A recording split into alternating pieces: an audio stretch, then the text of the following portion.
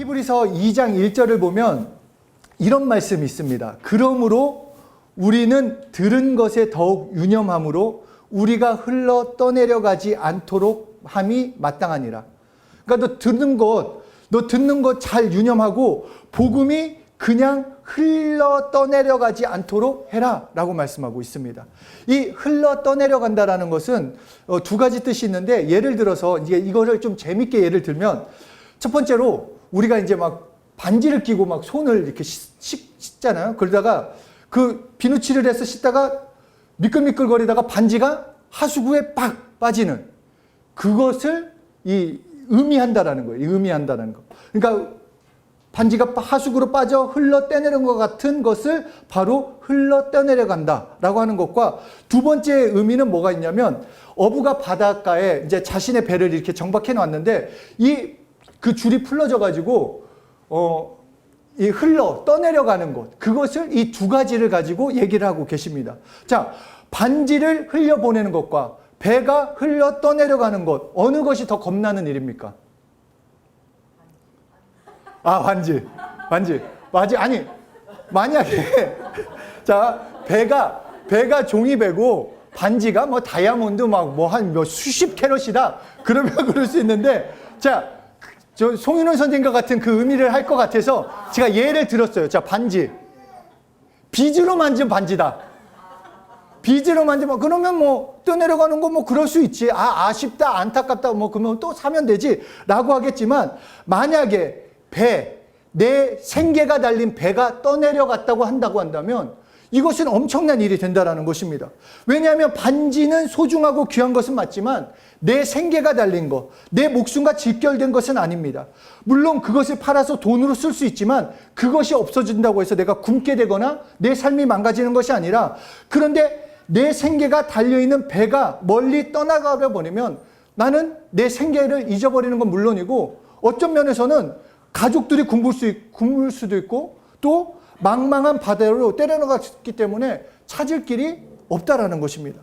그러니까 여기서 복음을 흘러 떠내려가지 않도록 하라는 것은, 너 복음을 망각하고 복음을 누리지 못하면 너의 생계가 끊어지는 것보다 더 위험한 일이다 라고 말씀해 주신 것입니다. 그러니까 우리가 생각해야 할 것은, 복음 경험하면 좋지, 경험하면 너무 좋은 거야, 그것으로 끝내는 것이 아니라, 경험하지 못한다면 내 생계가 달린 것보다 더 큰 일이다.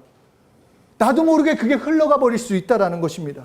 그러니까 복음을 그냥 흘려보내지 않아야 하는데, 그 복음을 내가 담아놔야 하는데, 그것이 무엇인가? 복음을 온전히 내 것으로 받아들일 수 있는 그 그릇이 있어야 한다는 거예요. 복음을 담을 수 있는 그릇, 복음을 경험할 수 있는 그릇, 그 그릇이 무엇인가? 믿음이라는 것입니다. 자, 그 그릇이 뭐라고요? 믿음이에요, 믿음. 복음을 담을 수 있고 경험할 수 있는 것은 믿음이에요. 그래서 우리가 믿음이 없으면 아무리 좋은 말씀, 아무리 엄청난 말씀, 대단한 말씀, 그거를 듣는다고 해도 경험할 수 있는 거. 그렇잖아요. 우리가 예를 들어서도 예수님 당시에 예수님이 치료하시고 예수님이 역사하신 것을 많은 사람들이 봤어요. 그런데 경험한 사람은 본 사람에 비해서는 적었다라는 거예요. 예수님이 죽은 자도 살리고 막 나사로도 살려내고 병든 자 치료하고 중풍병자도 일으키고 다 그런 일을 하시고, 심지어 혈루병 여인은 예수님의 옷자락만 잡았어도 혈루병에서 치료를 받았어요. 그렇다면 무엇이냐? 우리의 삶 가운데 경험하는 것은, 믿음이 없으면 아무리 귀한 복음이라 할지라도 우리는 흘려보낼 수밖에 없다라는 것입니다. 그래서 믿음이라는 것은 너무너무 중요해요. 그래서 우리를 믿음의 사람이라고 말씀을 하시는 거가 정말 한번 생각해 봐야 한다는 것입니다. 그런데 이 성경을 보면은 믿음을 네 가지로 표시하고 있어요. 네 가지로 표시하는데, 첫 번째 믿음을 순종으로 표시를 합니다. 순종. 그리고 그 다음은 믿음을 믿음으로 표현하시고, 그 다음은 자유, 그 다음은 사랑으로 표시하고 계세요. 그러니까 이거를 좀 더 쉽게 얘기하면은 네 단계로 설명을 한다는 거예요. 우리가 알고 있을 때는 그냥 믿음, 그건 믿음이다 하는데, 성경은 또 구체적으로 믿음은 1단계가 이제 바로 순종이고, 2단계가 믿음이고, 3단계가 자유고, 4단계가 사랑이다 라고 말씀을 하는 것입니다. 그래서 이 네 가지 단계에 의해서 우리의 신앙이 결정이 됩니다. 그래서 오늘 말씀을 통해 나의 믿음의 단계를 좀 점검해 보셔야 돼요. 나는 지금 어느 정도의 단계에 있는지, 그리고 그 단계를 넘어서서 나는 좀 이게 그 더 높은 수준의 믿음의 단계로 올라가야 돼요. 우리 지난주에 저희 체육관에서 승급식을 했어요. 승급식을 하면 이제 이렇게 단계가 올라가는 것처럼 우리도 승급 좀 해보자라는 거예요. 언제까지 그냥 머물러 있지 말고 한번 생각해보고 좀 나를 말씀 가운데, 오늘 주신 말씀 가운데 나는 어떤 믿음인가, 어디에 지금 어느 단계인가, 그래서 좀 올라가야죠. 예? 그렇잖아요. 그러니까 우리 관장님도 계시지만 제가 10년 동안 열심히 했다고요. 근데 수준은 그대로요. 그냥 관장님 뭘 시켜도 안 해요. 그냥 힘들어요. 그렇게 해가지고 10년 동안 흰띠라고 생각해봐요. 얼마나 보는 사람도 하는 사람도 얼마나 답답합니까? 했으면 열심히 하고 또 수준이 올라가서 단계를 올라가야 하는 거 아니냐 하는 거예요. 그래서 우리 이 복잡하다고 생각하지 말고 오늘 믿음 제대로 한번 배워보자. 믿음을, 그래서 나도 승급하면 기분 진짜 좋습니다. 그러니까 뭔가 이게 또 주짓수 승급은 좀 달라요. 이게 그 관장님이 쭉 보시다가 정말 된 사람을 해주기 때문에 받으면 인정받았다라는 거, 그리고 사람들도 되게 기뻐해줘요. 근데 오늘 마찬가지로 우리가 맞아 시원아, 맞는 얘기야. 그래서 우리가 승급을 한다고 했을 때 정말로 하나님도 기뻐하시고 하나님도 승급해 주시는 거예요. 막 업그레이드 시켜주고 박수도 천군 천사들이 박수 치면서 잘했다라고 하는 그 시간을 한번 가져보자라는 것입니다. 말씀드린 것처럼 첫 단계가 순종이에요. 순종. 이 순종이란 단어는 종이 주인을 따를 때 쓰는 말입니다. 그러니까 주인이 심부름 시키면 네, 알겠습니다. 야, 너 이것 좀 해. 이 일해. 네, 알겠습니다. 주인님. 이렇게 할 때 이런 것을 순종이라고 하는 거예요. 그래서 구약을 보면 하나님과 인간과의 관계, 그러니까 언제나 창조주와 피조물과의 그 관계에서 임금과 백성의 관계, 목자와 양의 관계, 주인과 종의 관계를 말씀하시면서 너희 순종해라 라고 말씀을 하세요. 그래서 로마서 8장 15절에서 율법 시대, 구약 시대는 무서워하는 종의 영을 받았다라고 말씀하고 있어요. 그러니까 주인을 따라가는 종의 태도일 때는 순종이라고 말을 한다는 거예요. 근데 생각해 보면 주인과 종이 편하지는 않아요. 좀 이제 껄끄럽다라는 거예요. 괜히 너무 눈치 보이고 뭔가 혹시라도 실수하면은 큰일 나고 혼날까봐 언제든지 쫓겨날 수 있는 그런 관계라는 것입니다. 그래서 우리의 믿음도 순종에만 머물러 있으면은 눈치만 봐요, 하나님.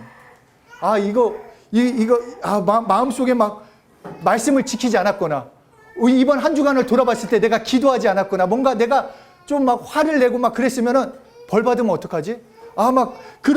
그런 생각, 문제가 생기면 어떡하지? 그렇게 생각한다라는 것입니다. 구약시대 사람들도 이렇게 생각을 했어요. 자기들이 종의 입장에 있었기 때문에 언제든지 하나님의 말씀을 순종하지 못했을 때는 그 대가로 우리는 벌을 받는다. 이 생각이 가득했다라는 것입니다. 저도 처음에 예수님을 믿었을 때 정말로 뜨겁게 믿었어요. 처음에. 그런데 그 교회에 가서 말씀을 듣기 시작하는데 죄에 대해서 그리고 말씀 듣지 않으면 벌 받는다. 너무너무 답답했어요. 그래서 교회는 나랑 맞지 않아. 그래서 빠져보려고 했는데 그 주에 했던 얘기, 그 말씀 중에 지옥이라는 단어가 귀에 꽂혀가지고 이건 나갔다가 지옥 가면 어떡하지? 이런 두려움 그래서 모든 게 그 두려움의 그 신앙생활이었어요. 이거 안 하면 이렇게 되고 저렇게 안 하면 이렇게 되고. 그러니까 하나님의 말씀을 즐겨 순종하는 것이 아니라 혼나지 않기 위해서, 벌 받지 않기 위해서 주일 예배 드리고, 벌 받지 않기 위해서 성경 공부하고, 벌 받지 않기 위해서 뭔가 그렇게 쥐어짜내는 그런 순종이었다라는 것입니다. 그래서 저와 같은 사람들을 놓고 성경은 하나님의 말씀을 자기 속에 체험하는 것이 아니라 외부에서 들려주는 대로 따라가는 어린아이와 같은 그런 신앙이라고 말씀하고 있는 것입니다. 누구라고 하지는 못하겠지만 저희 집에 한 친구가 최대한 늦게 씻으려는 친구가 있어요. 정말 왜 저는 안 그런데, 물론 그렇다고 해서 송명자 사모도 안 그런데 누가 하여튼 안 씻어요. 그래서 제가 늘 잔소리 아닌 잔소리를, 야 씻어. 처음에는 웃으면서 하죠. 누구야 씻어라. 씻어. 가다가 이거 안 씻으면 어떻게 해요? 목소리 커지죠. 씻으라고! 이렇게 하면은 어쩔 수 없이 씻으러 들어가요. 그것을 순종이라고 하는 거예요. 그것을 순종이라고. 그러니까 이것 해야지. 야, 이거 해. 이렇게 이야기를 듣고 하는 것은 순종이에요. 그런데 하나님께서 우리에게 원하시는 것은 그것이 아니라 그 이상을 원한다는 거예요. 야, 너 그냥 억지로 쥐어짜는 거 말고 너 즐겨해야 한다. 그래서 두 번째 단계가 믿음이라는 것입니다. 구약에서 순종을 신약에 오더니 하나님의 말씀대로 산다는 그 똑같은 뜻을 가지고 믿음으로 행하라 라고 말씀하고 있어요. 고린도후서 13장 5절 오늘 말씀에 너희는 믿음 안에 있는가 너희 자신을 시험하고 너희 자신을 확증하라. 예수 그리스도께서 너희 안에 계신 줄을 너희가 스스로 알지 못하느냐. 그렇지 않으면 너희는 버림받은 자니라. 그러니까 예수가 내 안에 오셨다. 내가 예수 믿고 있다. 그러면 여러분에게 믿음이 있는 거예요. 예수 믿으세요? 그럼 믿음이 있는 거예요.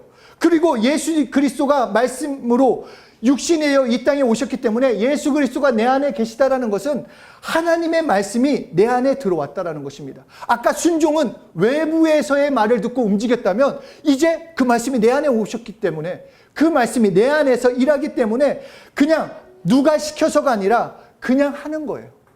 예전에는 내가 듣고 억지로 했다면 이제 그 말씀이 들어와서 이렇게 해야지 않겠어? 했을 때 따르는 것. 믿음으로 따르는 것. 내 안에 들어와서 나를 인도하시는 예수님을 의지하며 그분의 말씀을 따라 사는 것이 믿음이 된다라는 것입니다. 그래서 이 믿음을 가진 자, 아까는 듣고 순종한 자는 연약한 자, 아직 어린아이 같은 믿음 있는 자라고 한다면 이렇게 내 안에 예수님이 오셨음을, 내 안에 말씀이 있음을 깨닫고 그 말씀대로 따라 사는 사람을 참된 믿음이 있는 자요 장성한 자라고 말씀하고 있는 것입니다. 야, 이것 좀 해야지. 야, 말씀 좀 읽어야지. 야, 기도 좀 해야지. 이 말에 움직인다면 아직 순종에 머물러 있는 거고, 내가 그래도 말씀을 읽어야지. 그래도 기도는 해야지. 그래서 내 스스로 그렇게 움직이며 나아갈 때 그것은 믿음이 된다라는 것입니다.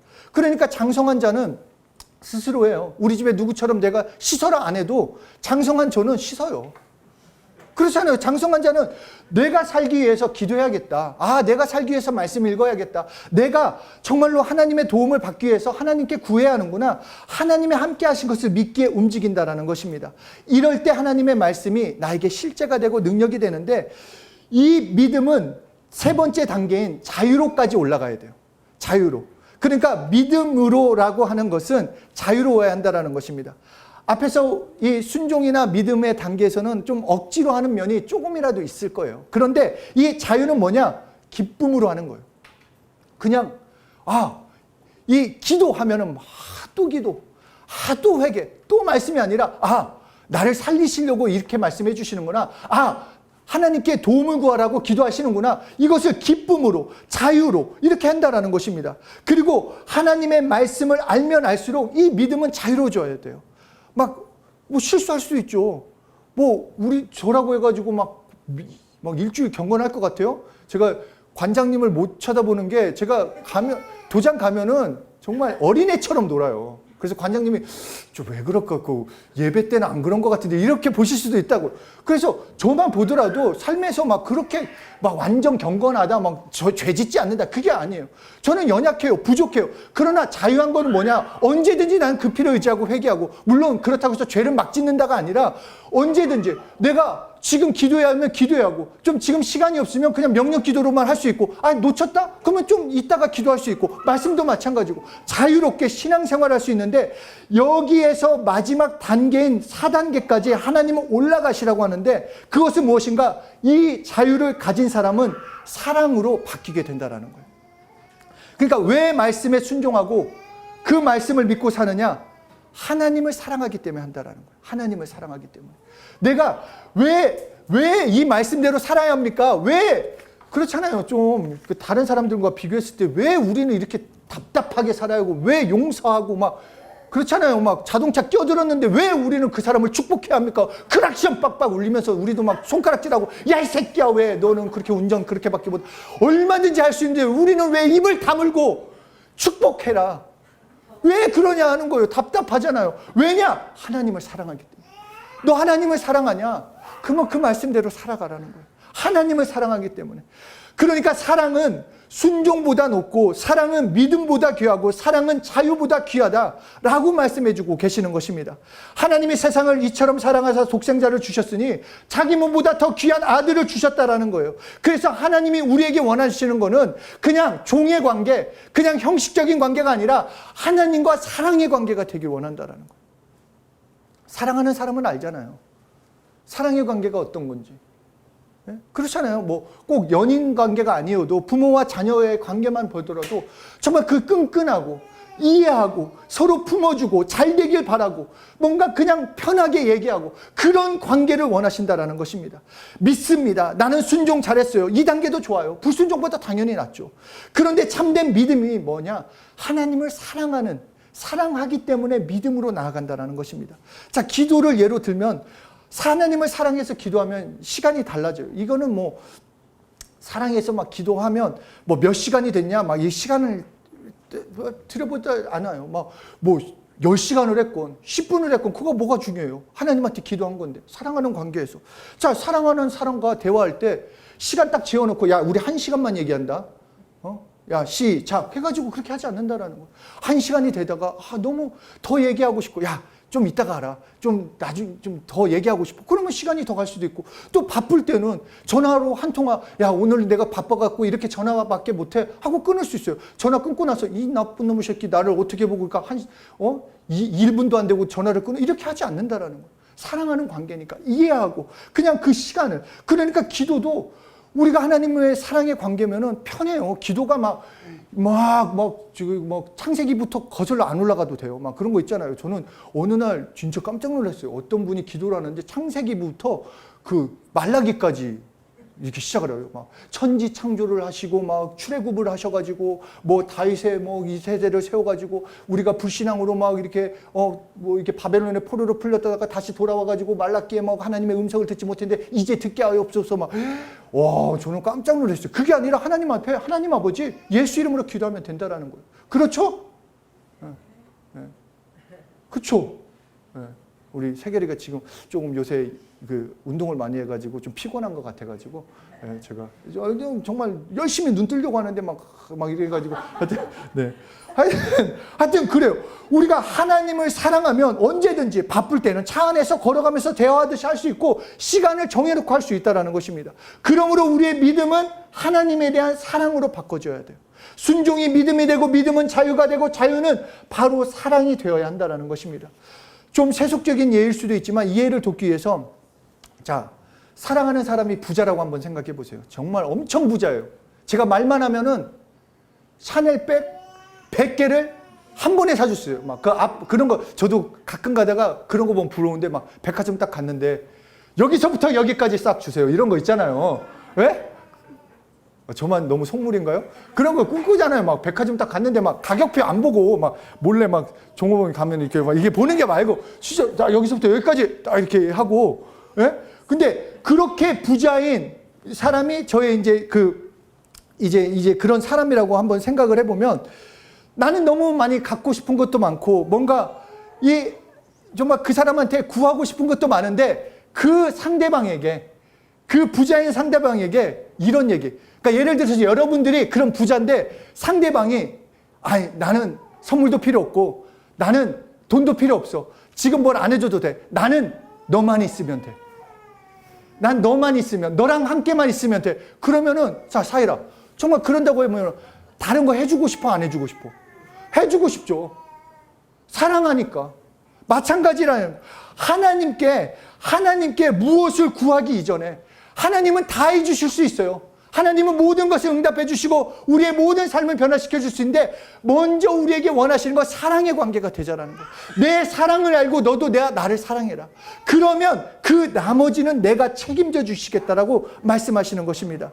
사랑의 관계는 구체적인 거예요. 막연하지 않아요. 형식적이지도 않아요.